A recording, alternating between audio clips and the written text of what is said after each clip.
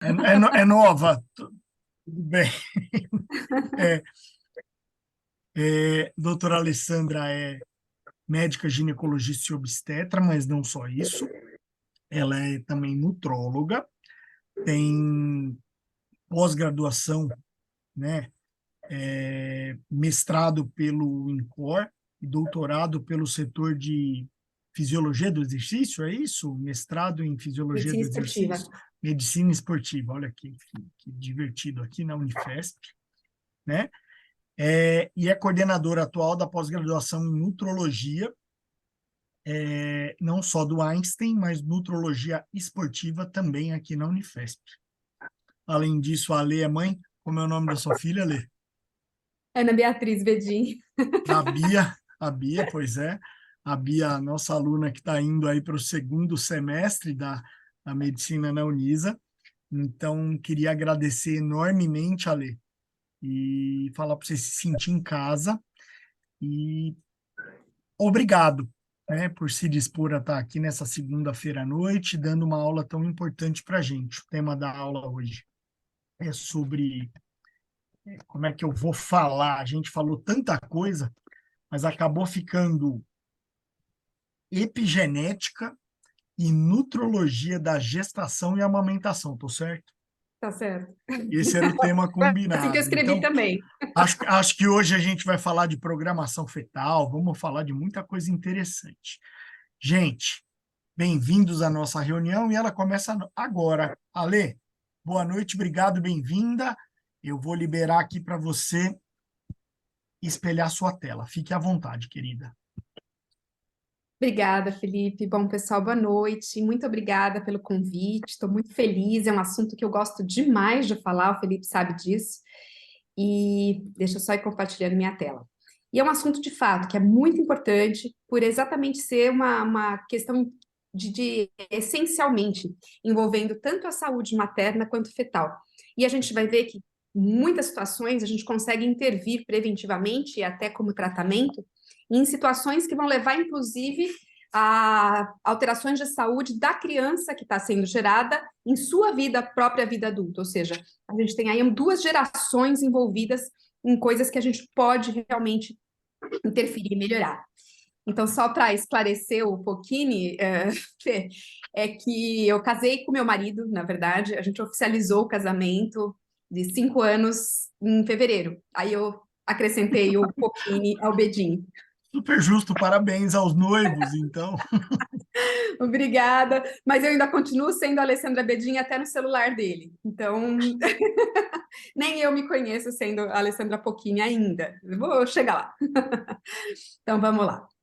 Bom, apesar de eu falar bastante dessa aula em relação a outras situações, a algumas coisas em relação à própria indústria farmacêutica, essa aula especificamente eu não tenho nenhum conflito de interesses, e o único conflito de interesse que eu tenho é, na verdade, oferecer para vocês a chance de conversar também sobre esse assunto e outros, né, relacionados à nutrição e saúde feminina, que está nesse QR Code aqui. Esse o da esquerda do Instagram é o meu Instagram, e o da direita é um grupo de nutrologia feminina, acho que você estava lá, né, Fê?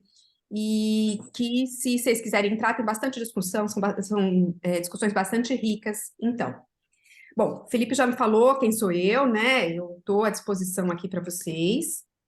E vamos falar um pouquinho, então, sobre a questão da nutrologia feminina. O que que é a nutrologia feminina? Como gineco e obstetra, chegou um momento da minha carreira que eu achei que podia complementar esse assunto. Por quê? Porque eu chegava no consultório ou na minha vida acadêmica mesmo e tentava entender o que que eu podia ajudar essa mulher, mas tentando encaixá-la e vendo ela como um todo. O que acontece muitas vezes é que a gente resume aquela mulher ou a uma mama, ou eventualmente a questão uterina, e a gestante mais ainda. Então, a gente tem que ver em várias situações de mulher quais são as peças desse quebra-cabeça que a gente pode encaixar. E a nutrologia vem exatamente fazer isso. A gente vai ver de acordo com aquela necessidade que ela tem, o que que eu posso ajudá-la de forma a prevenir e tratar diversas doenças. Então, falando especificamente em relação à gestação. Pela OMS, a gente recomenda que essa gestante tenha um ganho de peso adequado, dependendo de como ela começou a gestação. Então, se ela é uma mulher de baixo peso, ideal é que ela ganhe aí até 18 quilos total na gestação. Se ela é uma mulher de índice de massa corpórea normal, média de 1,6 kg no primeiro trimestre e depois, num total, entre 11,5 kg e 16. Então, média de 1 quilo por mês aí. Por outro lado, se ela já entra com sobrepeso ou com obesidade, esse ganho de peso obrigatoriamente deveria ser menor. Por quê? Porque isso vai nos prevenir de diversas complicações, como diabetes gestacional, como pré-eclâmpsia e diversas outras complicações. Então, aqui a gente já tem uma dificuldade, muitas vezes, de relacionar a composição corporal, se a mulher é mais musculosa, mais gordinha, o que ela tem de composição corporal, porque na gestação é muito difícil essa avaliação. Então, a gente acaba tendo realmente que levar em consideração o índice de massa corpórea que ela tinha no início da gravidez e assim programar seu ganho de peso adequado. Como é que eu calculo, então, as necessidades nutricionais de uma mulher? Eu posso calcular por fórmulas, a gente tem diversas fórmulas, OMS, Harris Benedict, uma série de fórmulas que eu posso levar em consideração peso, altura e idade. Eu posso usar uma bioimpedância, apesar que a bioimpedância a gente calcula muito bem a composição corporal, só que leva em consideração a água corporal para ver quanto tem de músculo. E isso na gravidez vai ser muito prejudicada, porque tem líquido amniótico, tem edema, tem uma série de outros fatores que a gente perde o parâmetro. Então a bioimpedância é interessante até mais ou menos a 9ª semana. Aí eu tenho uma configuração mais adequada. A partir dali a gente perde esse parâmetro.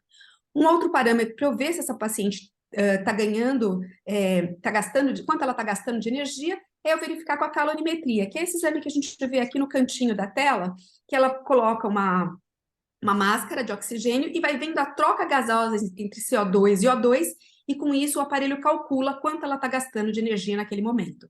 É um exame de mais ou menos uns 15 minutos.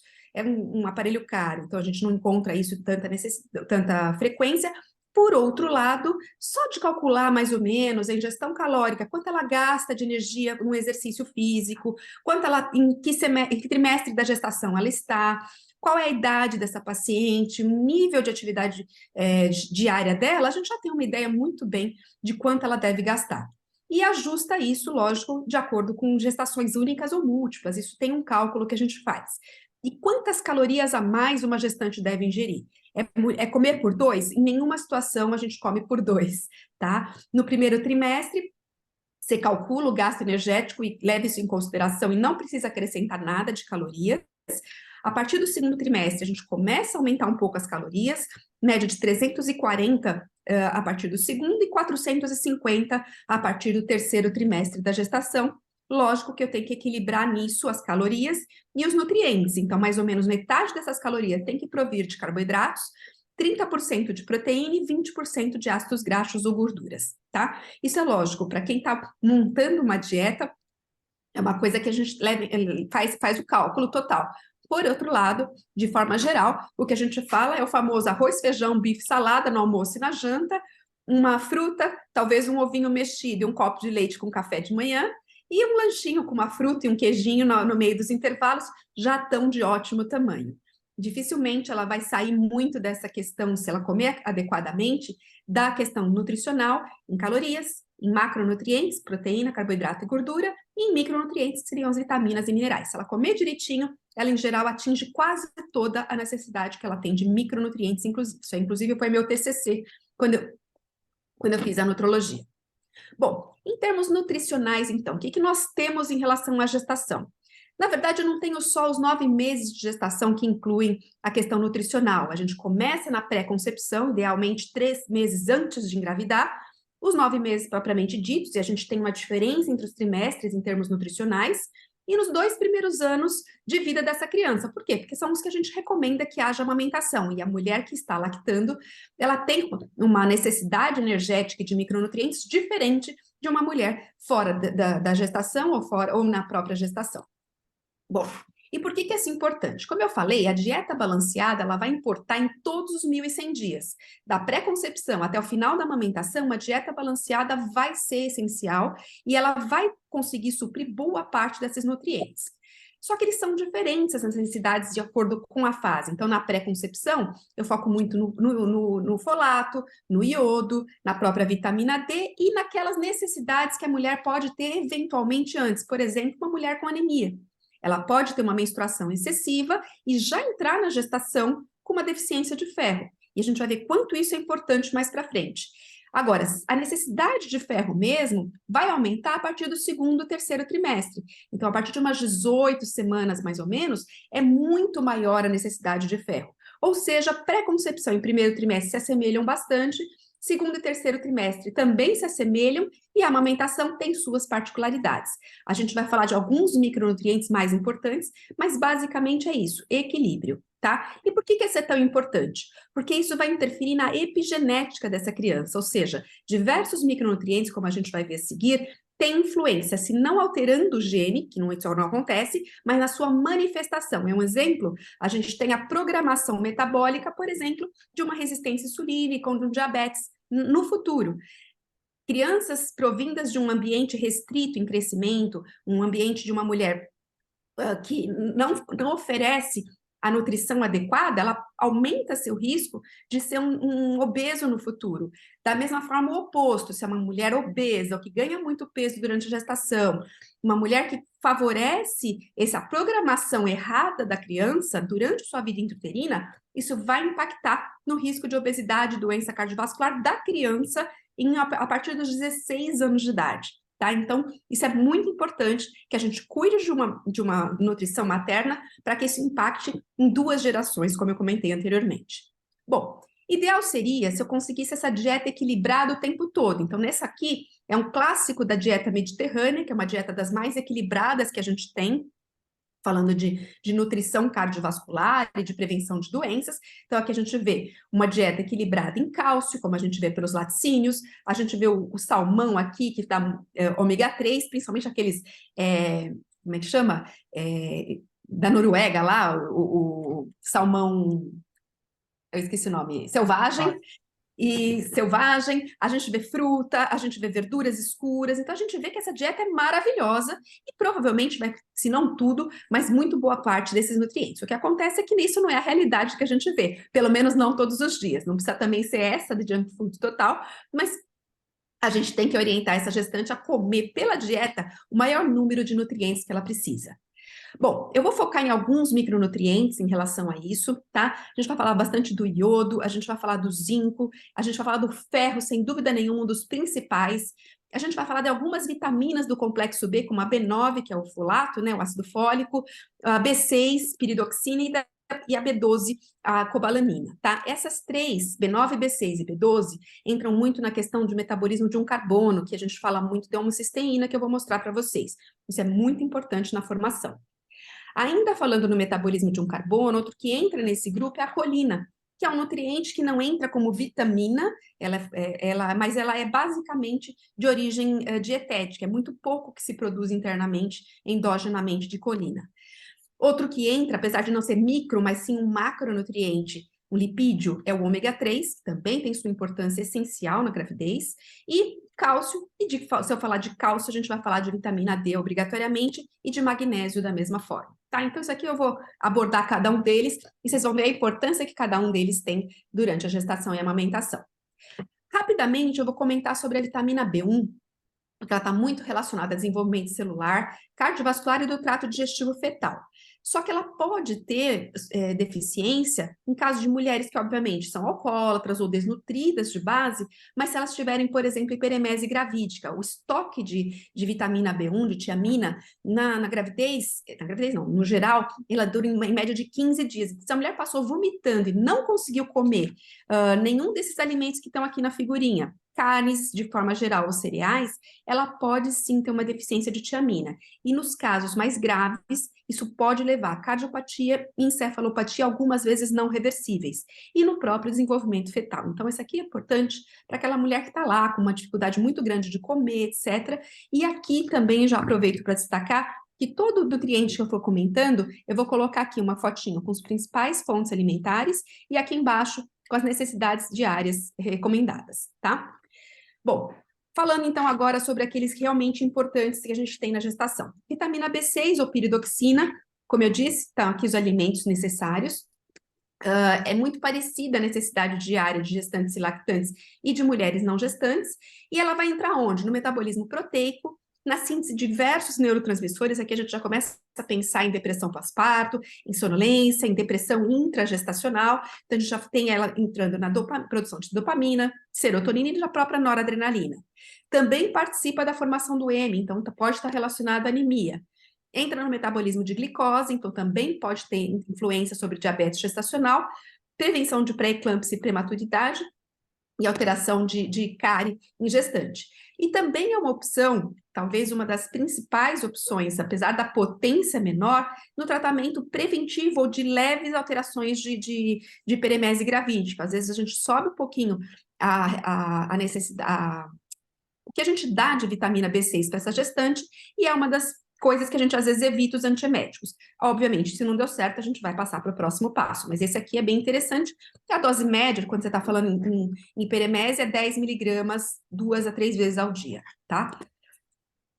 Vitamina B12, que vem junto com o conjuntinho da B6 e do ácido fólico, a cobalamina, ela é uma coisa importante aqui em relação à parte nutricional.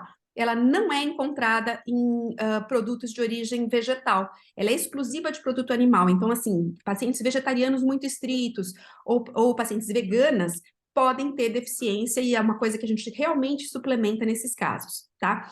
Por que ela é importante? Porque ela entra em síntese de aminoácido, ela entra em metabolismo lipídico e de carboidrato também. Então, ela entra em todos os macronutrientes em seu metabolismo. E também está relacionada a basicamente todas as células do feto, principalmente do trato gastrointestinal. Ela tem uma questão de absorção de nutrientes da mãe também. Neurônios, ela é formadora de bainha de Merina, que a gente já vê algumas coisas em relação ao desenvolvimento neurológico fetal, e na medula óssea e maturação das hemácias, tanto que a anemia megaloblástica é por deficiência de vitamina B12, tá?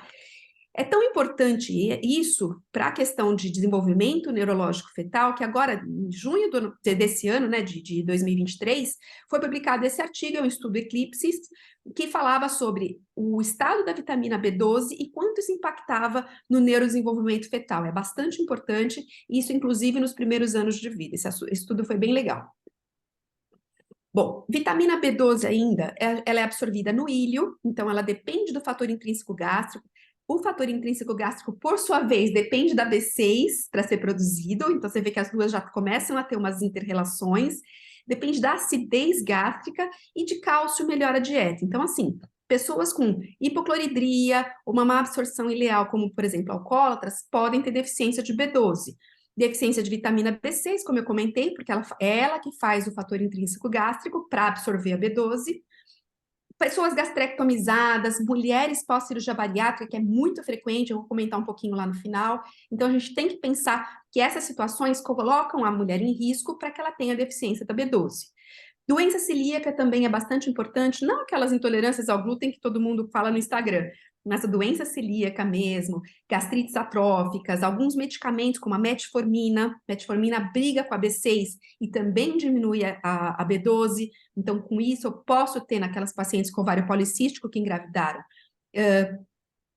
um favorecimento das deficiências e algumas outras medicações que não cabe aqui destacar, estão escritas aqui. O anticontraceptivo oral que está escrito aqui são aqueles de maior dosagem, tá? Os de dosagem normal que a gente usa habitualmente não tem tanto a questão da B12, tá? Bom, falando do ácido fólico, a gente sempre reforça esse ácido fólico, desde que eu me conheço por gente, a gente reforça isso, mas é que tem algumas particularidades em relação ao folato que eu gostaria de destacar para vocês hoje. Então, ele está relacionado à formação de DNA, por isso que muitas das malformações estão relacionadas ao folato. Ele converte vários aminoácidos, mas o principal que eu destacaria aqui seria a conversão de homocisteína, que é um aminoácido tóxico, de depósito para metionina, que tem uma série de funções biológicas. Então, essa interconversão dos dois, que eu vou comentar já, também é bastante importante. Depende do ácido fólico, entre outros. Ela entra também na questão de formação de hemácias, então a questão da anemia também está relacionada, e lógico, do fechamento de tubo neural, que é o que todo mundo conhece, né? As deficiências, mielomeningocele, os casos mais graves, chegando até a anencefalia, podem estar relacionados à deficiência do folato. É tão importante isso, e o tubo neural ele fecha mais ou menos com 28 dias da pós-concepção, que apenas com a suplementação é que você consegue níveis ideais para prevenção desses defeitos de fechamento. Então, se recomenda isso, a própria OMS, o Ministério da Saúde do Brasil, etc., a necessidade, eles recomendam que se haja um aumento da ingesta por todas as mulheres em idade fértil, especialmente quando elas estão desejando gestação, por conta dessa questão do fechamento tão precoce do tubo neural. Isso é tão importante que em vários países, incluindo o Brasil, o ácido fólico ele é suplementado na farinha, né? E isso, por isso mesmo, diminuiu bastante a incidência de defeitos de tubo neural. Por outro lado, isso ainda não é tão vamos dizer assim, tão distribuído, né? Tanto que ainda se recomenda a suplementação extra quando a mulher tem o planejamento da gestação e isso é possível de ser feito. E qual que é a diferença entre folato, ácido fólico, metilfolato, etc., que a gente tanto ouve falar hoje em dia? Bom, folato é a vitamina B9, né? Provinda dos alimentos, tá? Ácido fólico é a vitamina B9 provinda do suplemento vitamínico artificial. E o metilfolato é a forma ativa, isso acontece internamente nas hemácias, que vai fazer a função biológica, ou seja, 50% mais ou menos do folato que chega pela alimentação é absorvido no jejum e no ilho. 100% se ele for da forma sintética de ácido fólico. Só que ele ainda tem que chegar na hemácia, sofrer a ação dessa enzima MTHFR, e essa hemácia que vai fazer, essa enzima é que vai fazer a ativação desse metilfolato para fazer sua atuação no fígado. E qual é essa atuação no fígado? Bom, quando eu como uma proteína, essa proteína alimentar vai me fornecer a metionina, que é aquele aminoácido importante que a gente tem que ter, e que vai ter uma série de caminhos. Uma delas é só fazer sua função biológica, estrutural, neurotransmissor, etc, etc. O outro é, se eu já tive essa função biológica definida, eu vou armazenar essa metionina na forma de homocisteína. Ela perde um grupo metila e vira homocisteína. Essa homocisteína lá no fígado, ela vai ficar em armazenamento. E aí ela tem dois caminhos, essa homocisteína. Ela pode ser ir lá para o rim, sofrer a ação da enzima CBS, que é uma enzima que digere essa homocisteína e a transforma em cisteína, uma enzima dependente da vitamina B6, de novo eu estou entrando com a B6 aqui, e quando eu tenho a cisteína, ela é eliminada por via renal, através da urina. O outro caminho que a homocisteína pode seguir é receber de novo um grupo metila e virar metionina de novo. Quem faz essa doação de grupo metila? O metilfolato, ou seja, a vitamina B9 ativa, a metilcobalamina, que é a vitamina B12 ativa, e essa ativação da vitamina B9 e, consequentemente, da B12 depende da MTHFR, que é essa enzima que eu falei. Se eu tiver deficiência ou da ingestão de qualquer uma, B6, B9 ou B12, ou de sua ativação, eu vou acumular homocisteína. O que acontece quando eu acumulo homocisteína? Uma série de consequências muito graves, como, por exemplo, fator de risco independente para aterosclerose e doença cardiovascular. É um fator de aumento da mortalidade cardiovascular independente dos níveis de colesterol sérico, tá? Também aumenta significativamente o risco de trombose venosa e tromboembolismo pulmonar, ou seja, o risco cardiovascular dessa mulher é extremamente mais alto se ela tiver acúmulo de homocisteína. E na gestação? Abortamentos de repetição, é frequente isso acontecer, infertilidade, tanto por alteração de ovócito, quanto se for no caso do homem, por alterações de espermatozoides, defeitos de tubo neural, então, na verdade, quem entra aqui não é o ácido fólico, e sim o metilfolato, que indiretamente estimula a homocisteína, e quando ela aumenta, pode levar a esses defeitos de tubo neural. Também facilita, também dificulta o excesso de homocisteína, a placentação, então disso já tiramos, que pode favorecer eclâmpsia, descolamento prematuro de placenta, restrição de crescimento fetal e, lógico, prematuridade. Também favorece outras doenças, como diabetes tipo 2, enxaqueca, isso independente, claro, da gestação, doenças psiquiátricas como ansiedade, depressão e o próprio autismo, demência, alteração neurológica é muito mais frequente quando a gente tem a hiperhomocisteinemia.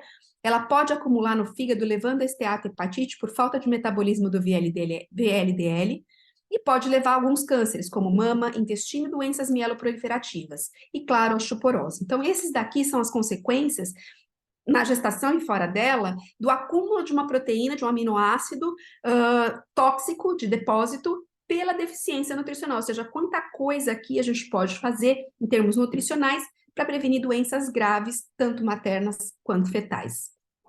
Bom, e por que eu estou enchendo tanto o saco, falando tantas vezes desse metilfolato? Porque existe frequentemente na população mundial um polimorfismo genético que diminui a ação da enzima MTHFR, ou seja, diminui a ativação do folato em metilfolato. Se eu tiver um genótipo normal, ou seja, 677C e 1298 normais, a gente vai ter 100% de ação da enzima, que é a nossa referência. Esses dois genes, o 677 e 1298, que codificam a MTHFR, eles podem ser defeituosos nesse polimorfismo. E aí, se eu tiver em homozigose esse defeito, 35% só da ação enzimática vai acontecer. Se for em heterozigose do 677, um pouco mais, 65%. O 1298 é mais tranquilo, né, do que o 677. A homozigose dele dá mais ou menos a heterozigose do outro. Ou seja, eu tenho uma série de situações relativamente frequentes, que é o caso aqui no Brasil, de quase 30% das mulheres com heterozigose para o 677 e quase 8% delas em homozigose, ou seja, uma situação frequente em que uma alteração que eu posso dar, por exemplo, já a forma ativa, que é o metilfolato, eu posso prevenir doenças graves por acúmulo de homocisteína. Então, aqui já temos uma dica entre: posso dar só ácido fólico para todo mundo? Eu até posso, mas eu corro o risco de pegar um pedaço dessa população e não conseguir. E o que eu faço para suplantar isso, uma vez que o metilfolato é caro? Eu posso dar para a população geral uma dose um pouco maior de ácido fólico, porque nessa um pouco maior, talvez eu compense pelo menos os casos de heterozigose da enzima. E nos casos em que tem algum histórico ou de abortamento de repetição, trombose venosa ou um defeito de tubo neural, são esses os casos em que eu vou realmente investigar e procurar se eu tenho um polimorfismo. Do contrário, se eu tenho condição financeira para comprar o metilfolato serve para todo mundo, tá? Então é uma questão mais de custo do que propriamente de contraindicação. Bom, se eu falei das vitaminas B6, B9 e B12, eu não posso deixar de falar da colina. A colina está relacionada ao metabolismo da B12 também, tá? E também sua deficiência mais séria pode levar a aumento da homocisteína. Então a colina, ela foi considerada um nutriente essencial, ou seja, é tão importante que o metabolismo endógeno não é suficiente pelas necessidades que se coloca, tá? E a National Academy of Medicine, que hoje é o Institute of Medicine americano, em 98, considerou que ela deve ser obtida exclusivamente da dieta. Só que não é muito fácil atingir as necessidades diárias. Por exemplo, mulheres em idade reprodutiva ou gestantes têm pelo menos 450 miligramas por dia de necessidade de colina. Na lactação, essa necessidade é um pouco maior, de 550. Pra vocês terem uma ideia, o alimento que mais tem colina na alimentação nossa é a gema do ovo, que tem mais ou menos entre 150, no máximo 200 miligramas por dia de colina, ou seja, pelo menos 2 a 3 gemas de ovo por dia é que vão ser necessárias para atingir as metas de colina. Então, essa é uma que às vezes a gente precisa suplementar separadamente. No caso em que a mulher tem uma dieta rica em carnes, em ovos, em alguns cereais, ela consegue perto disso, pelo menos. Bom, é tão difícil atingir que mesmo na população americana, só 8% das mulheres gestantes atingiam recomendação mínima de colina. E mesmo assim, na maioria dos suplementos pré-natais, inclusive do Brasil e dos Estados Unidos, a gente tem pouca colina ou nenhuma, tá? Então é uma coisa importante para a gente considerar na hora de orientar uma paciente no que ela deve comer. Essa fotinho mostra muito bem que não adianta ela ter muita restrição em relação à dieta, porque ela vai precisar alguma coisa de nutrientes provindos daí. Importa, além da questão da homocisteína, essa colina. Ela foi considerada pela American Medical Association em 2017 uma coisa que deveria ser colocada em todos os suplementos pré-natais. Por quê? Porque a American Academy of Pediatrics, em 2018, considerou que ela era uma construtora de cérebro. Eles definiram como Brain Constructor. A colina é tão importante no neurodesenvolvimento fetal que ela deve ser consumida não só pela gestante, mas também por crianças pequenas. Por quê? Porque isso vai entrar no neurodesenvolvimento e em algumas funções placentárias. A colina está presente em todos os fosfolípides de membrana, ou seja, qualquer membrana celular do nosso corpo tem colina. Imagine um corpo que tem a dela e mais de uma outra vida sendo gerada. Também entra no metabolismo lipídico, como eu falei do VLDL hepático. O VLDL vai entrar, a exportação hepática do VLDL, do colesterol de baixíssima densidade, ele vai ser dependente da colina. A neurotransmissão, é só a gente lembrar da palavra acetilcolina, né? Então, na neurotransmissão também é importante, e na metilação, que eu acabei de comentar, da homocisteína. Então, a metilação da homocisteína também é dependente de colina. Tanto que isso é importante que ela entra na função placentária, tanto na angiogênese placentária, no crescimento dessa placenta, no transporte transplacentário de nutrientes, e ela é anti-inflamatória, ou seja, sua diminuição pode levar a situações como pré-eclâmpsia, restrição de crescimento fetal e etc. Ela também entra na programação epigenética, então a criança cuja mãe tem uma quantidade de colina dietética interessante, adequada, ela vai ter uma melhor reatividade ao estresse neonatal, ou seja, nasce em melhores condições, cresce e desenvolve neurologicamente melhor também e diminui seu risco de doenças crônicas, inclusive depois de 2 anos de idade. Ou seja, essa programação epigenética já acontece também dentro da fase intrauterina. E, como eu falei, é um brain constructor, né? Então, o neurodesenvolvimento, com processamento visual mais adequado, melhora de memória espacial, atenção, são melhores com a mulher tomando uma quantidade dietética adequada de colina e na própria questão de acuidade visual do recém-nascido, tá? Então, essas vitaminas B6, B9, B12 e a colina entram em diversas situações no neurodesenvolvimento fetal, tá? Já a vitamina D tem uma outra questão que entra, a questão obviamente óssea, que a gente sempre falou, né? Metabolismo ósseo, depende de vitamina D, depende de cálcio, magnésio, etc. Mas hoje, cada vez mais, a gente descobre outras funções da vitamina D, entre elas a questão imunológica, ou seja, a tolerância materno-fetal genética, diminuindo o risco de abortamento e pré-eclâmpsia, são dependentes da vitamina D. Também vai interferir na epigenética fetal mais uma vez. Então, a questão de doenças crônicas, como diabetes, hipertensão e obesidade, também são dependentes dos níveis séricos de vitamina D.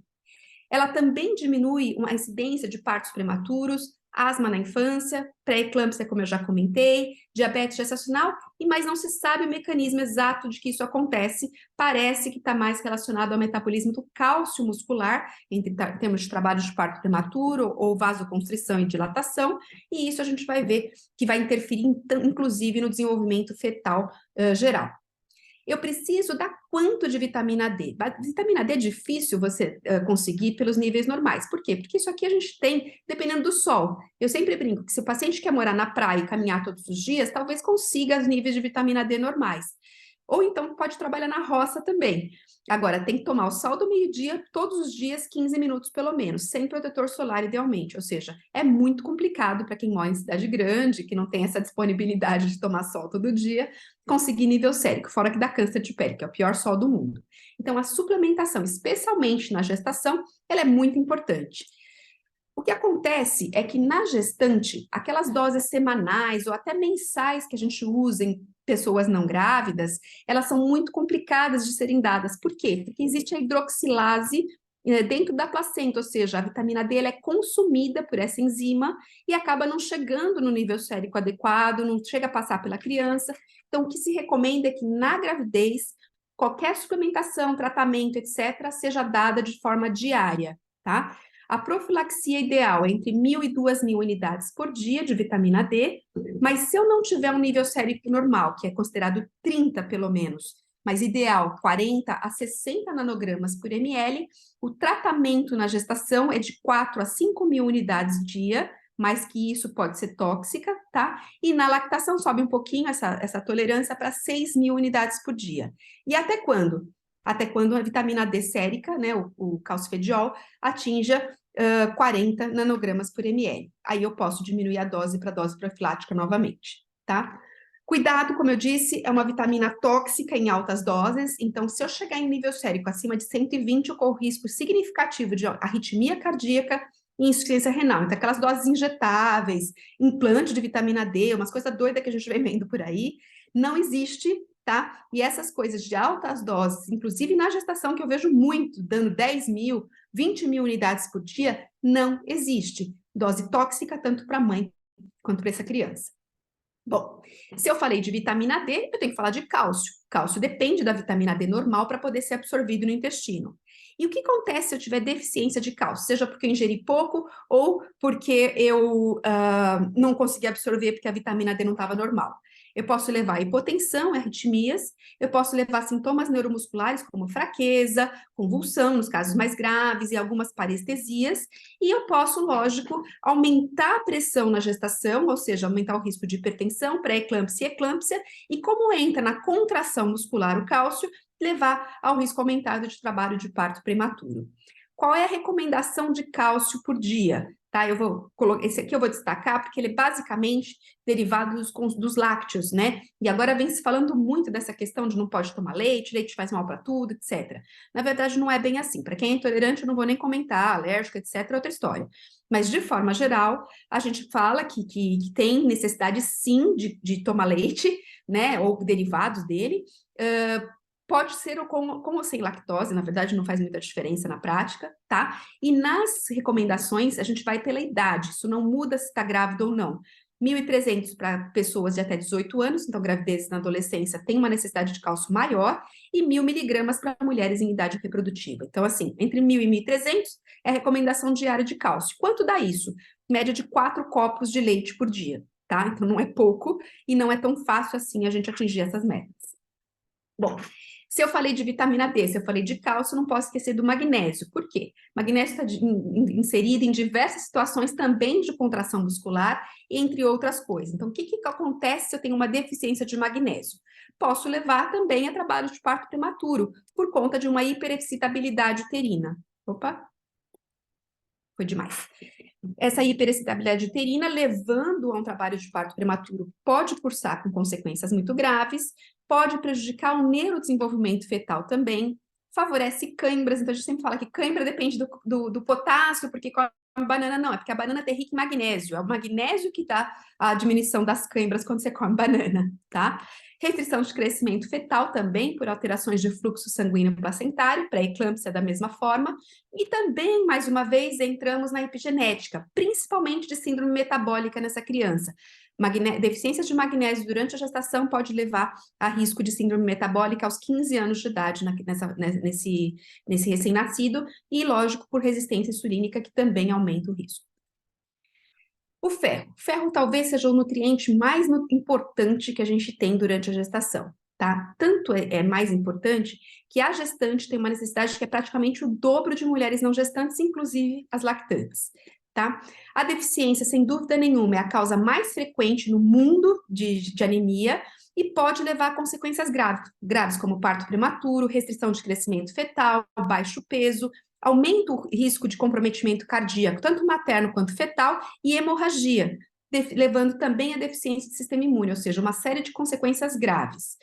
O ferro, ele tem uma necessidade igual quando é o primeiro trimestre da mulher não gestante, só que cuidado com aquela história de menstruar demais, já entrar com uma deficiência durante a gestação, mas ele aumenta bastante no segundo e no terceiro trimestre, por conta dessa oxigenação materno-fetal.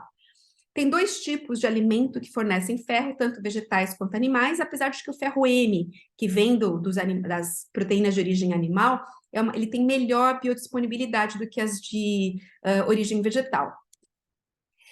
Como é que eu sei se tem deficiência de ferro ou não? Para ter a hemoglobina, a deficiência tem que ser grave, a ferritina abaixo de 10, tá? Aí que começa a perder aquela anemia hipocrômica microcítica, tá? Eu posso ter já repercussões fetais quando a ferritina está em 20, ou seja, o melhor marcador sérico para deficiência de ferro é a ferritina, e o mínimo do mínimo na gestação é 30, ideal acima de 50, tá? Dificilmente a gente consegue fazer isso tão simples, a gente tem que tratar mesmo, suplementando, etc. É tão importante a questão da profilaxia de ferro, mesmo nas mulheres que comem direitinho, que o ferro é uma das que a gente não consegue realmente ter a recomendação. Então, a gente, pela OMS, recomenda-se que pelo menos 60 miligramas de ferro elementar sejam dados durante 6 meses para essa gestante, e no Brasil, 40 miligramas de ferro elementar por dia, até 3 a 6 meses pós-parto é importante. A gente tem diversos sais, mas basicamente os sais profiláticos são os sais ferrosos, e se eles estiverem ligados a uma molécula, um aminoácido, que é o glicinato, na maioria das vezes, sua absorção e seus efeitos colaterais são um pouco menores. Os outros, ferrocarbonila, aminoquelado e ferropolimaltose, são mais direcionados para tratamento das deficiências.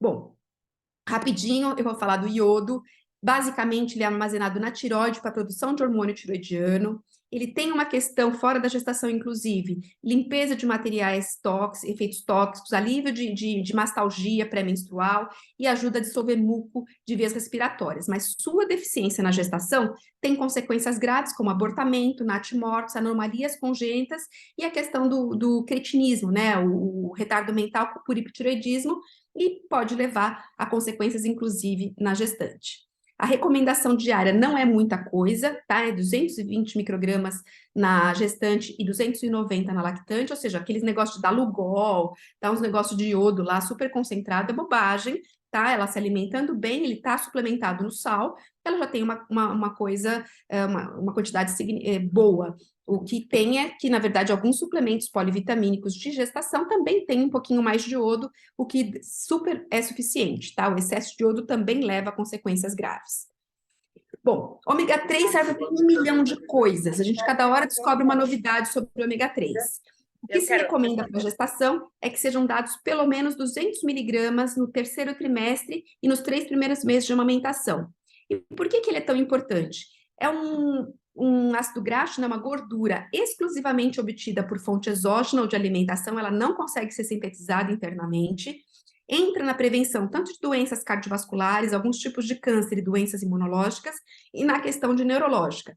Ela tem basicamente 2 componentes, ômega 3, tipo EPA, que é o que relaciona mais a questão cardiovascular, e o DHA, que é mais a questão de fígado e neurológica. Então, o EPA, ele é muito utilizado em alterações de dislipidemias, então triglicérides, e competição com ômega 6, que é tóxico, e o DHA entra na questão hepática e de sistema nervoso central, tanto da mãe quanto da criança, ou seja, a cognição de idoso é muito frequente, humor, alterações de ansiedade, depressão pós-parto e, claro, o neurodesenvolvimento fetal.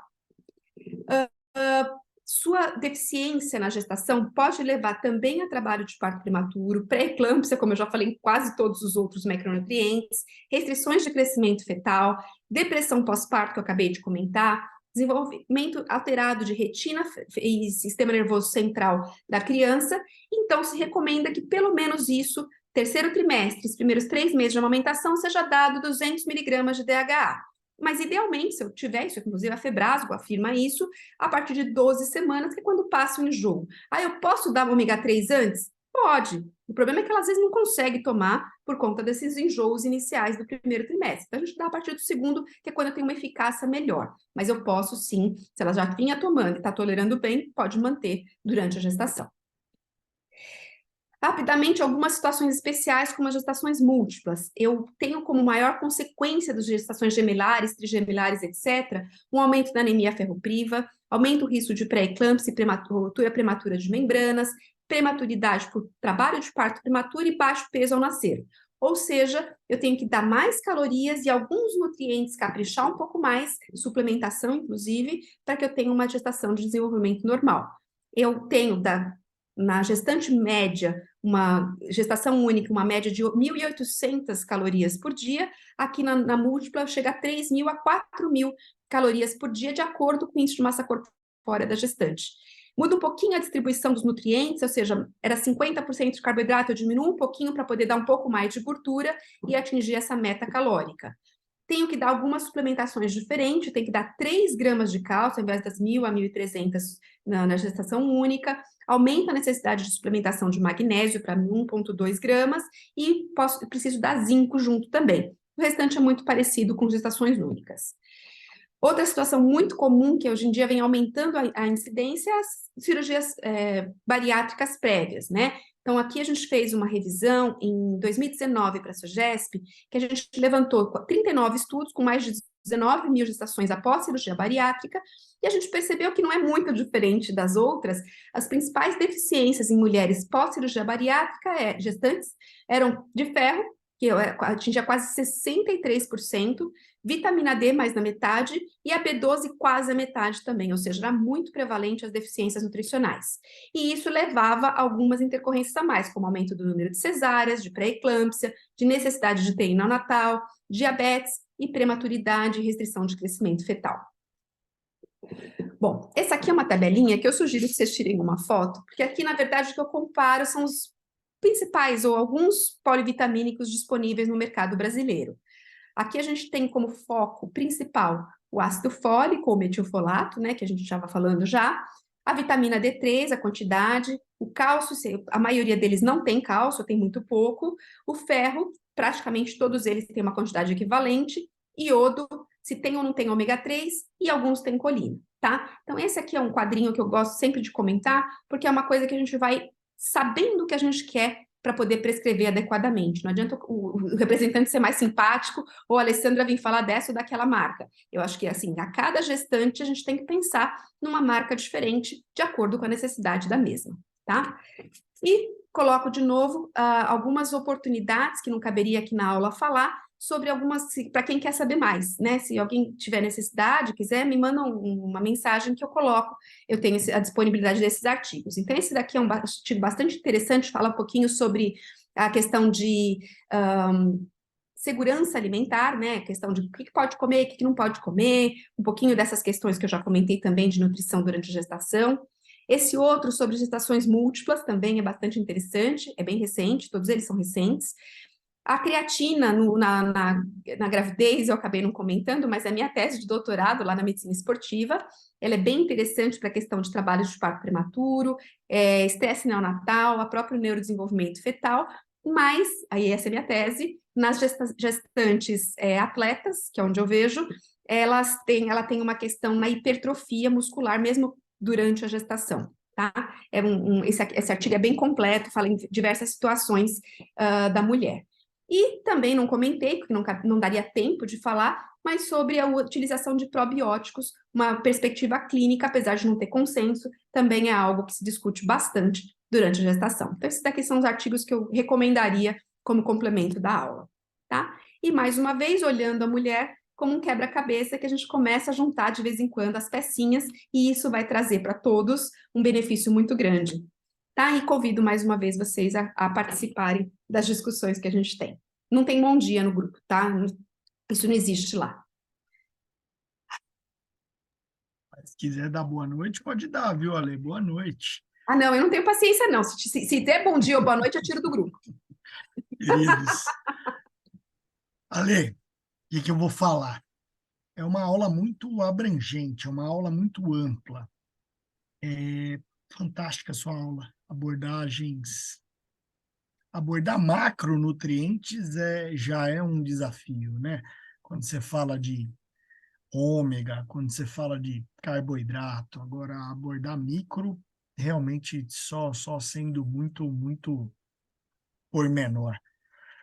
Eu sempre tenho um monte de perguntas para fazer, mas eu vou me conter e vou abrir para o pessoal.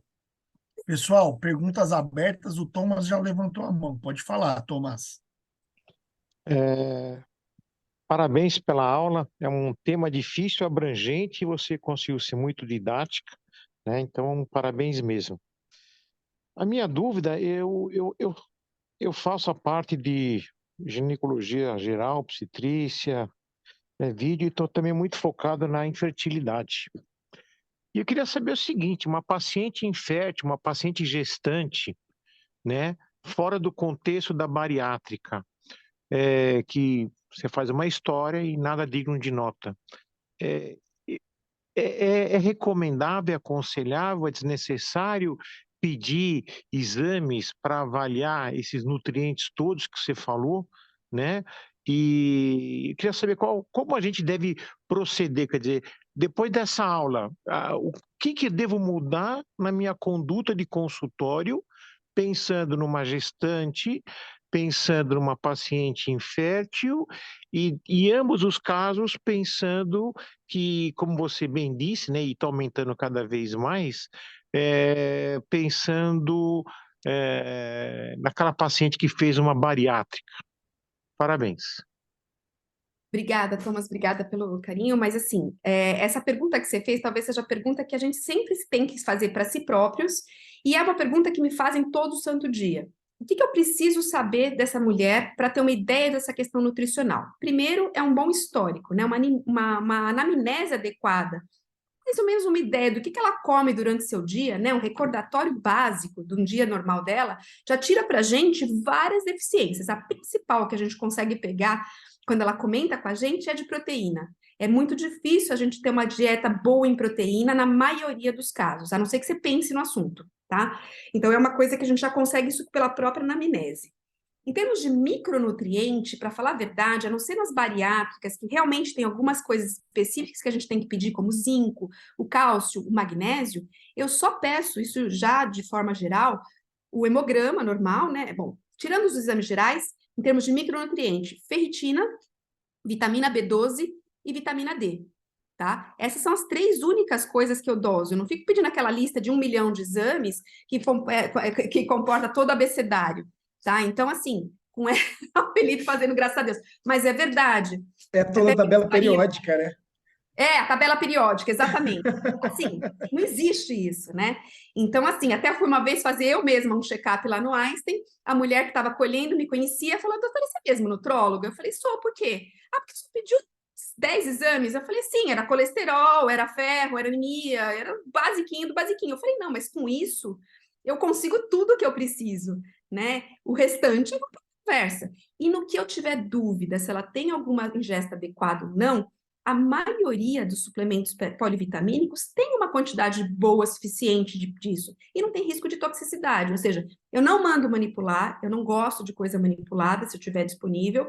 Eles investem milhões de dólares em desenvolvimento de fórmulas e são fórmulas muito pensadas, com biodisponibilidade adequada. Então, assim, eu consigo tudo que eu quero. Então, dosar, eu doso isso. Vitamina D, vitamina B12 e o ferro. Se eu tiver dúvida na ferritina, se é uma coisa inflamatória, como é prova inflamatória, eu peço saturação de transferrina, se é uma paciente obesa, por exemplo. Só, tá? O resto é o exame normal. Nas bariátricas, eu acrescentaria cálcio, magnésio e o zinco, que também são deficiências frequentes, o restante não. E o que eu suplemento? Idealmente, eu dou o ácido fólico. Esses suplementos pré-natais já têm uma quantidade boa de ácido fólico ou de metilfolato. Na questão da infertilidade, que às vezes entra muito bem também, é o ômega 3, e aí se ela conseguir continuar tomando quando engravidar, tudo bem, se não, deixa para 12 semanas em diante. Que mais? O ferro, lembrar das deficiências pré-concepção, também é muito frequente, ela nem sabe que ela menstrua muito, isso é uma coisa que eu reforço muito, ela nem sabia que menstruava muito, já tinha deficiência e não sabia. Essas coisas são coisas que a gente tem que chamar atenção, mas o restante não muda muito, não, é o básico. Obrigado. Só mais uma perguntinha. A gente atende muitas pacientes obesas, né, ou sobrepeso, pacientes com SOP. Os pacientes com SOP não necessariamente são pacientes assim saudáveis, né? Alguma abordagem diferente nessas pacientes com resistência insulínica? Olha, a paciente com SOP, ela tem basicamente 70% dos casos, sendo sobrepeso ou magra, resistência insulínica. Então, o grande foco da SOP tem que ser a resistência insulínica, e não a menstruação ou a acne, tá? Isso é uma coisa que a gente tem que reforçar bastante. Essas mulheres, principalmente quando elas utilizam a metformina, né? Porque não pode tomar anticoncepcional, tá usando a metformina, tem que pensar mais na B6 e na B12 também. Outra questão é o processo inflamatório crônico que elas normalmente têm. Então, também é interessante, nesses casos, o ômega, que vai ajudar bastante. Algumas vezes a gente dá coenzima Q10 quando é infertilidade, quando não é, não tem problema, não precisa. E, lógico, né, corrigir as alterações hormonais que ela eventualmente tiver. Mas o principal é focar mesmo nessa questão da resistência insulínica, porque o risco de diabetes gestacional é muito mais alto nessas mulheres. Obrigado. Imagina. Maravilha. Ali, acho que o Fabiano quer fazer uma pergunta. Manda aí, Fabi. Oi, Alessandra, parabéns pela aula, viu? Muito boa. Obrigada. A minha dúvida é a respeito do folato mesmo. Essa história do metilfolato, do ácido fólico, isso aí é um grande questionamento, uma briga aí, né, de todos os médicos. Às vezes parece um cara no Instagram falando como se fosse verdade absoluta aquilo ali, de que tem que ser metilfolato, metilfolato, metilfolato. E olhando aquela tabelinha que você colocou das necessidades diárias, estava lá como 0,6 de folato. Queria entender, porque quando a gente pega as formulações de metilfolato, a gente vê que tem uma dosagem bem menor. O que você faz no seu dia a dia? Você dá 2? Você dá ácido fólico? Como é que você faz normalmente? Então, meu dia a dia, uma Metenifol, paciente ácido fólico de 5, e aí? O que Isso! que você faz, Ale? Fala pra essa é gente. uma discussão. Pacientes de baixo risco, tá? Sem histórico de nada, tá? Não tem uma malformação anterior, não tem nada disso. Ácido fólico que a gente tem no SUS é a apresentação de 2 e 5 só, então não tem muito o que escolher. Não chega a ser tóxico, aquela história de, tem risco de autismo porque deu ácido fólico, é um estudo antigo que eu já explico mais detalhes, mas basicamente é porque não se sabia da história do metilfolato ainda, tá? Então, assim, 2 a 5 miligramas, dependendo da disponibilidade que você tiver no SUS. Paciente que tem condição de comprar, aí vai ser uma questão de custo. 0,6, que é a recomendação, é de ácido fólico, tá? Não é a recomendação de metilfolato. O metilfolato precisa de menos, porque ele já vem em sua forma ativa, que é 0,4, tá? 0,3, 0,4, tá? Então, ele já tem essa questão. Precisa ser metilfolato? Não, porque a questão é essa. É frequente o polimorfismo? Sim, quase 30% é em heterozigose. Mas a heterozigose é 60% da atividade enzimática. Ou seja, dá os 2 miligramas, então, se você tem dúvida, e muito bem, obrigada, vai dar essa quantidade. O que você tem que explorar é nessa que você tem risco de homozigose. Essa tem que ser o metilfolato mesmo, sendo SUS ou não, tá? Então, assim, infelizmente não tem disponível no SUS, é uma pena, né? Mas nessa que tem suspeita de homozigose, porque tem um histórico familiar de trombose, morte, como é que fala? Morte súbita prematura, ela própria já teve histórico de trombose ou de abortamento de repetição, para essas eu recomendaria o metilfolato. E nessas especificamente eu doso homocisteína também, né? Porque se ela estiver baixa, eu posso dar só metilfolato em dose profilática. Tá alta, eu já tenho que sair correndo e dar uma dose mais alta, entre 1,2 miligramas de metilfolato, tá? Mas são casos bem específicos, ela tem história. Aproveitando que você falou da homocisteína, a gente vê alguns nutrólogos hoje falando que o valor de referência é errado ali da homocisteína, né? Que na verdade você está com a homocisteína mais elevada. Eu queria entender se isso é real, É, mais ou né? menos. Nem É? aos céus, nem à terra, tá, Fabiano? Tá. Assim, para mulheres gestantes, a homocisteína cai. Então, o ideal é que ela esteja no máximo em 10, tá? Para mulheres em menacme, antes do climatério, até os seus 40 anos, mais ou menos 12. E 40 anos, não, né? 40 e poucos anos, 12. E na mulher pós-menopausa, 14, 15 você ainda aceita. A partir de 15 realmente está aumentada. A referência do laboratório varia bastante. Em homens é mais ou menos 13 a 15 também, tá? Perfeito. Obrigado. Mas eu não faço polimorfismo para todo mundo, tá? Primeiro tem que ter a Tá, homocisteína alterada para depois pedir o polimorfismo, faz favor, né? tá bom, perfeito. Uma mensagem aqui no chat, Ale. E algum tempo que pacientes que suplementaram ômega 3 têm bebês com QI maior que as que não suplementaram. Conhece algum estudo sobre isso? Pergunta da Maria Flávia, nossa R2. A Maria Flávia tem razão. Tiveram alguns estudos que falavam sobre a questão do neurodesenvolvimento fetal ser maior. QI mais alto é difícil dizer, porque os estudos foram feitos em rato, né? Mas eles tinham uma memória espacial e um aprendizado dos caminhos dos labirintos mais rápido mesmo, quando as ratinhas, né? Não sei se era rato camundonga, era algum bicho desse, tinham sido suplementadas com ômega 3. Assim, de novo, nem aos céus nem à terra, né? Não precisa entupir a mulher. Eu e minhas palavras bem, como é que fala? Delicadas, né? Precisa entupir a mulher de ômega 3, mas também não pode deixá-la deficiente. Então, assim, esses 200 miligramas de DHA realmente são o suficiente para desenvolvimento cerebral normal dessas crianças. Se vai nascer mais inteligente, aí eu já não sei também, porque, assim, se fosse depender disso, meus filhos iam ser um Einstein de novo, né? Não deu muito certo. O Thomas aqui está reclamando que a mãe dele não deu ômega 3 para ele. Pois é, deu sim. A Olha aí, gente tomou. Você não tomou enfim, quando era criança? sei Óleo lá de eu. bacalhau, aquela emulsão Scott horrorosa? Óleo de Opa! fígado de peixe, né? Aquela coisa horrível. Então, Bom, tomamos. Não tinha em cápsula ainda. Eu eu tomei, né? vou, Não sei com eu a vou, idade de eu vocês. vou, Eu tomei. Ale, eu vou entrar agora na questão das regionalidades. Então, salmão é caro, ponto. População não tem dinheiro para comprar salmão. Só o doutor Fabiano, doutor Thomas, doutora Carol, enfim, é isso. Sardinha também é rica em ômega. Sardinha tem no litoral. Pode ser? Olha, não só o doutor Fabiano, a doutora Carol que você falou, tal, tem dinheiro, como tem que ser, na verdade, o salmão selvagem na Noruega, tá? Porque os salmões de cativeiro, eles não comem krill, ou qualquer alga que tenha lá no negócio.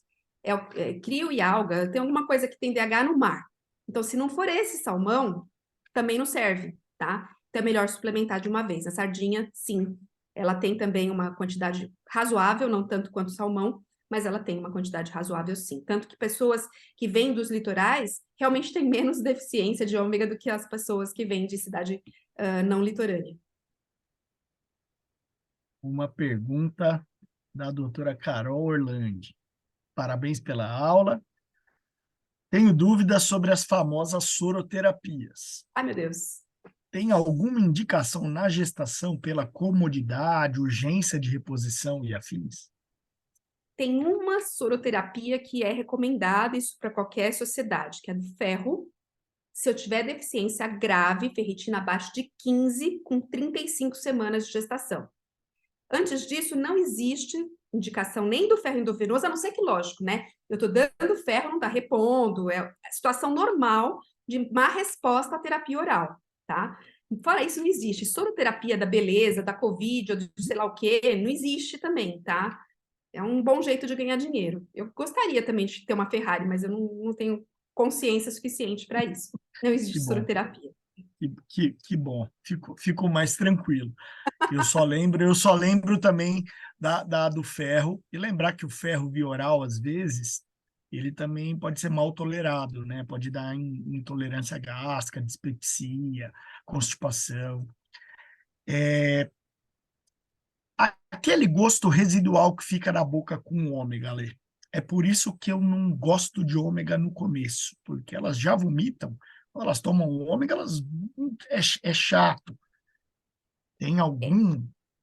É a verdade, isso acontece, tá? Eu também não costumo deixar. Se ela estava tomando e está com medo de não tomar, tá bom, mas assim, eu não deixo também, porque é muito ruim, tá? A gente tem alguns ômegas que têm menos esse gosto residual. Eles têm uma composição X lá, que eu não sei o que eles fazem, que parece que tem um pouco menos de refluxo desse retrogosto. Eu conheço três, na verdade, que é um da Essential, é outro da Vitafor e é outro da Omega Pur, eu esqueci o laboratório. Esses três costumam ter menos gosto residual. E mesmo assim, a gente fala para tomar gelado. Bota na geladeira, porque aí qualquer coisa gelada, o trânsito intestinal Desce melhor, o né? gastrointestinal é mais rápido. Então, acelera e passa o pilório. Passando o pilório, o retrogosto diminui. E com Pessoal, alimento, né? Comer junto com outra coisa. perguntas para a doutora Alessandra Bedin, agora Pochini. Podem Eu quero fazer mais uma. pode postar no chat ou podem se manifestar, por favor. Eu Vai quero lá, fazer mais Fabi. uma. A primeira, são duas perguntas. A primeira é sobre a vitamina D, que você disse que é preferível que a gente ofereça diariamente. Pelos consensos que eu já tinha visto, a gente sempre focava na dose, na medição de 30, né? E você falou um nível de 40. Queria entender se isso teve uma mudança real, né? Se é para a gente focar nesses 40 mesmo, e se realmente esse de usar uma vez por semana não funciona, porque eu uso com frequência, eu tenho que assumir aqui, mas, É na né, mas gestante. É na na gestante. gestante, não, mas eu tô falando na gestante, e eu uso e realmente recupera, né? Mas aí eu quero saber de você realmente se existe eu mudo minha conduta, não tem problema nenhum. Eu só preciso eu só preciso que você me diga realmente que é mais eficaz e tudo, e aí eu mudo tranquilamente. Ele é mais eficaz, sim, por conta dessa questão de metabolismo placentário da vitamina D. O consenso, na verdade, da SBEM e da Sociedade Brasileira de Patologia Clínica recomenda a partir de 30 mesmo. Uhum. Só que a gente tem alguns estudos entre 40 e 60, que é uma dosagem bastante segura, né? Muito abaixo do 100, que a gente começa a pensar em toxicidade, que parece que tem efeitos melhores sobre a questão epigenética e de tolerância materno-fetal. Então, lógico, para a questão de metabolismo ósseo, 30 está ótimo.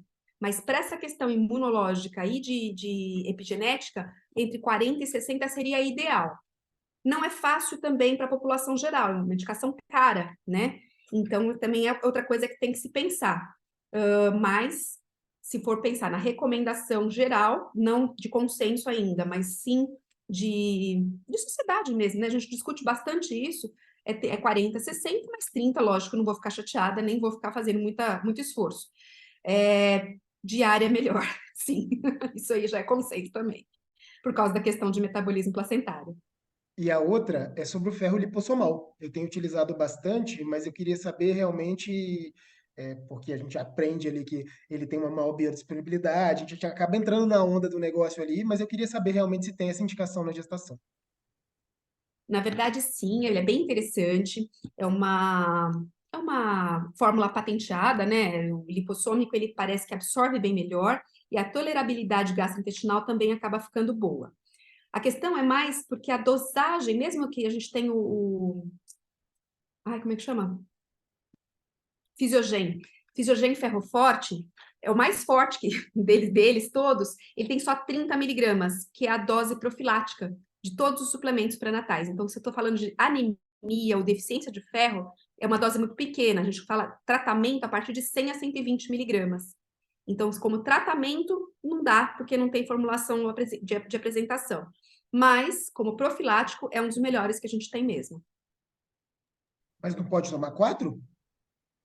Pode. Ah, Ai, tá. Então, caramba, mas é pode. caro, é caro. Poder pode. Ali, eu tenho algo. Você quer falar, Thomas? É uma, uma pergunta. Você mostrou uma tabela muito interessante entre os valores de referência, né, e os vários polivitamínicos do mercado, né? Mas como é que a gente consegue avaliar essas diferenças, essas nuances? Porque, vou te falar, olhando assim, é tudo tão parecido, você está entendendo? Como é que eu vou fazer como é que eu vou ter essa sensibilidade, essa distinção, para distinguir e falar, aqui é melhor do que ali, entendeu? Porque são nuances, né? É difícil. Na verdade, assim, é uma pergunta tão importante que junto com aquela questão da dieta, foi minha tese de TCC lá, quando eu fiz a nutrologia, porque era exatamente comparativo. Na época, eram outros polivitamínicos. E eu falo para várias indústrias farmacêuticas exatamente nas diferenças que tem. Ou seja, se fosse tão simples assim, não precisava chamar a mim para falar sobre isso. Então, eu vou ser bem sincera, a gente acaba vendo pelo preço, pela questão de ser uma, duas cápsulas e pelo tamanho da cápsula. Porque fora isso, na verdade, assim, alguns têm colina, outros não têm, alguns têm magnésio, outros não, e alguns têm ômega, outros não, tá? É mais essa questão do que propriamente a diferença entre as fórmulas, porque realmente elas cada vez ficam mais parecidas entre si, tá? Dentre essas grandes, claro, né? Então, Ali, eu vou resumir. Toma o mais barato, come um ovo, leite, peixe, é isso, né? 2 ovos. E tudo bem, vai. 2 ovos. Dois 2 ovos ovos, leite, é peixe, bastante. 4, ó, se você for ver 4 copos de leite e 2 ovos é bastante, né? é bastante? É Ca- bastante. Carol Orlandi, faça a sua pergunta. E a banana, né? Doutora, eu tenho uma dúvida também em relação a esse assunto do polivitamínico, assim, porque aquela ideia, né, de formular coisas personalizadas, um polivitamínico ideal, que tivesse tudo isso daí, né, tipo, o mais completo e tudo, essa ideia eu não acho ruim, mas na prática eu acho que você mandar manipular, você não tem certeza da qualidade da farmácia, às vezes, é tanta coisa que acaba não cabendo num comprimido só, então são várias doses, e meio que deixa a paciente dependente da receita para manipular. Então, acho que às vezes isso acaba dificultando, em vez de trazer um benefício. Aí eu queria te escutar em relação a isso, assim, se você acha que tem vantagem a gente fazer uma fórmula com toda aquela tabela, juntando tudo que tem ali, sabe? No mais, e eu queria te escutar sobre isso.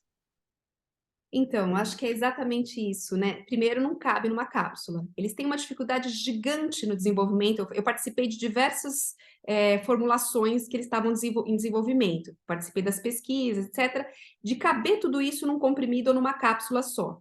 Então, fica aquelas manipulações de você ter que tomar 5, 6, 7 cápsulas para dar aquela quantidade que você quer.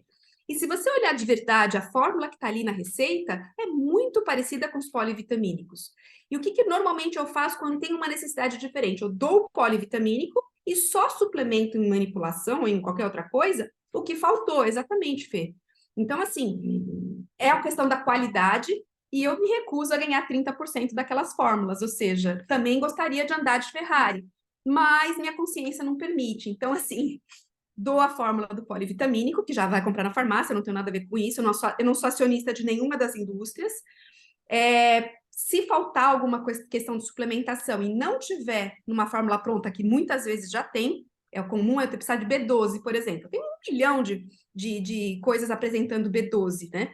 Então, assim, eu dou o ferro, a mesma coisa e tal. Colina, por exemplo, eu não tenho ainda, mas dá para sair formulações já prontas com colina. Então, essas vezes eu tenho que mandar manipular se ela não comer de jeito nenhum. Uma vegana, por exemplo, tem que dar colina separado. Ômega, por exemplo, que às vezes eu não consigo tolerar um ou outro, é vegana, tem o DH alga, que ele é vegano, tem, acho que é da Mirales, se não me engano, tem na farmácia comum. Mirales mesmo. É Mirales, né? Tem muito pouco que falta para eu precisar manipular disso, né? Eu acho que, assim, a maioria das fórmulas é um copia e cola das fórmulas normais. E o DH Obrigada. alga, a propaganda é que não tem tanto gosto, né? Tem menos Ale, mesmo, viu? Tem menos mesmo. Mas tem que tomar gelado mesmo assim para quem é sensível, viu? eu tenho aqui assistindo alunos, residentes, e quando a gente falou de epigenética, programação fetal, eu acabei preparando uns 4 ou 5 slides, achando eles aqui. Eu queria projetar eles para ficar talvez mais claro para o pessoal o que é epigenética, como é que esse negócio funciona, o que é programação fetal. Você ia se sentir tranquilo se eu fizesse isso? Por mim? Claro que sim. Imagina, nem Pode ser, sabe pessoal? 5 minutos, conversa rápida. Então, ó. Vou ver aqui.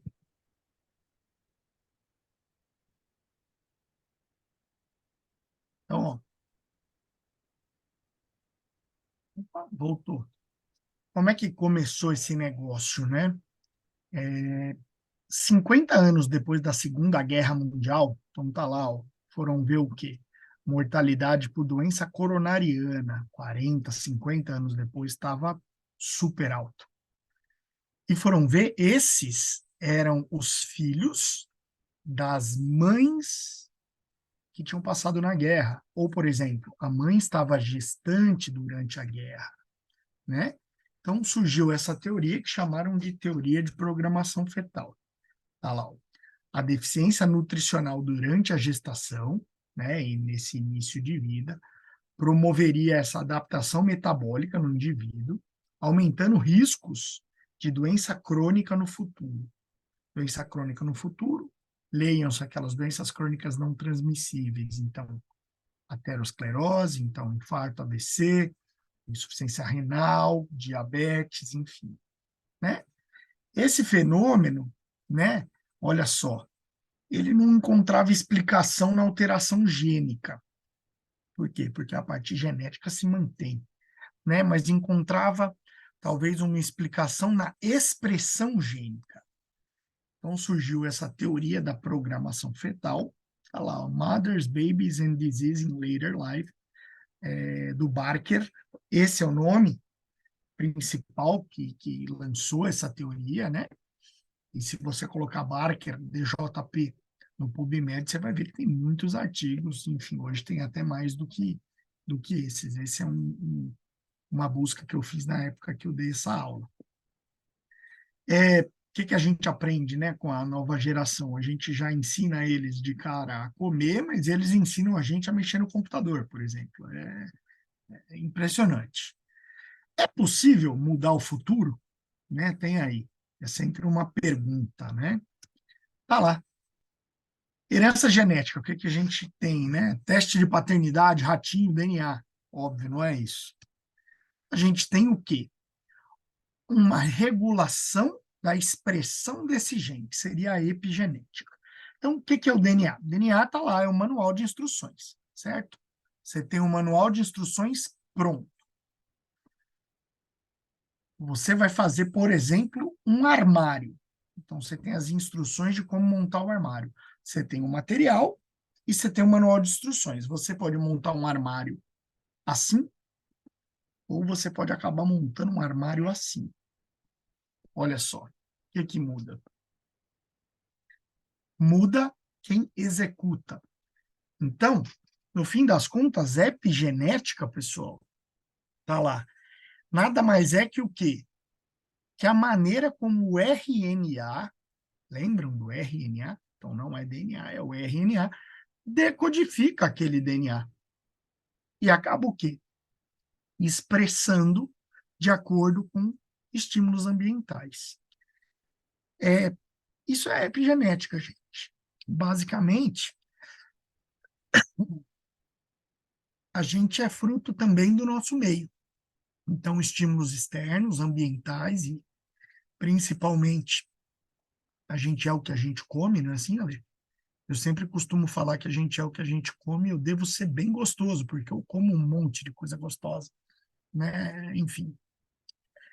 Mas eu queria, Ale, agradecer, assim, enormemente a sua aula. Eu queria abrir para mais alguns comentários. O Thomas já levantou a mão de novo. Não sei se a Carol está com a mão levantada e quer perguntar, ou se ela já Não, perguntou. eu esqueci de baixar, doutor, desculpa. Já baixei, Carol. Thomas, pode falar, meu. Você falou tudo, né? Outro dia eu dei uma aula num curso de pós-graduação sobre epigenética e infertilidade, né? Como você sabe, né? Sou casado com uma endocrinologista, né? Uma mulher totalmente epigenética.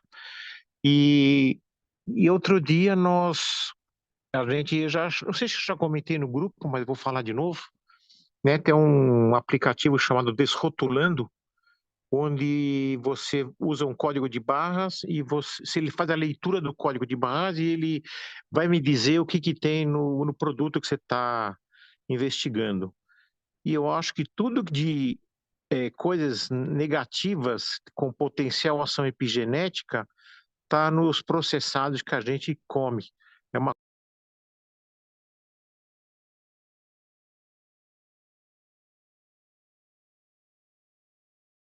Thomas, você ficou mudo.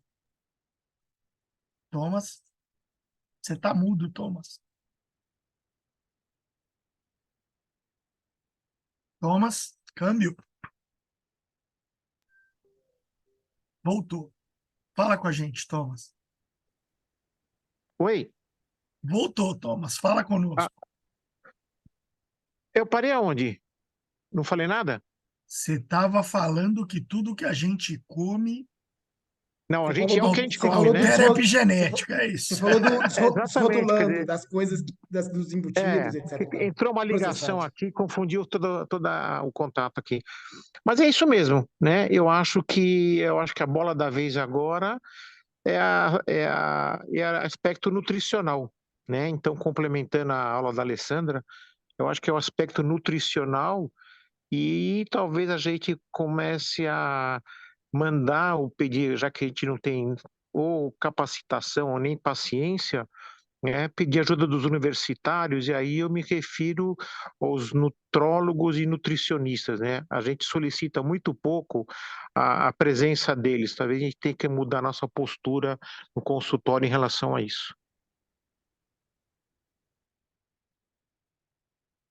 Ale, obrigado. Alguém quer fazer mais alguma pergunta, algum comentário, gente? Eu tenho um comentário em relação ao que o Thomas acabou de dizer. É que Então, ele por falou sobre a favor. questão dos ultraprocessados, etc., né? É a famosa frase que você também já comentou outra frase famosa, mas é aquele, eu queria colocar mais uma, que é o desembale menos e como é que é? Descasque mais e desembale menos, né? Que é bem isso, né? Então, se a gente comesse do jeito que a gente foi feito para comer, aí a gente teria aí a gente seria bem gostoso, Felipe.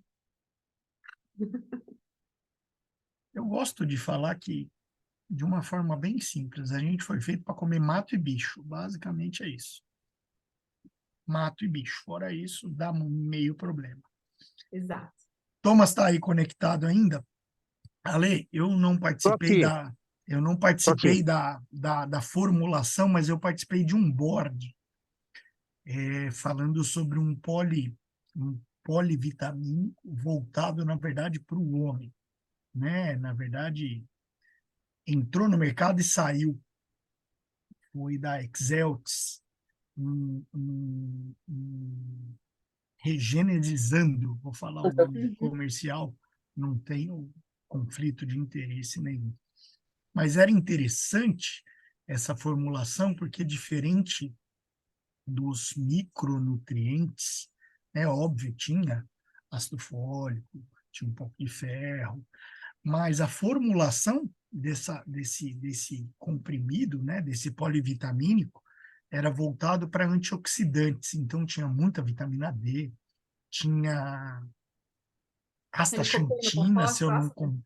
astaxantina, licopeno, eram coisas bem diferentes de antioxidantes.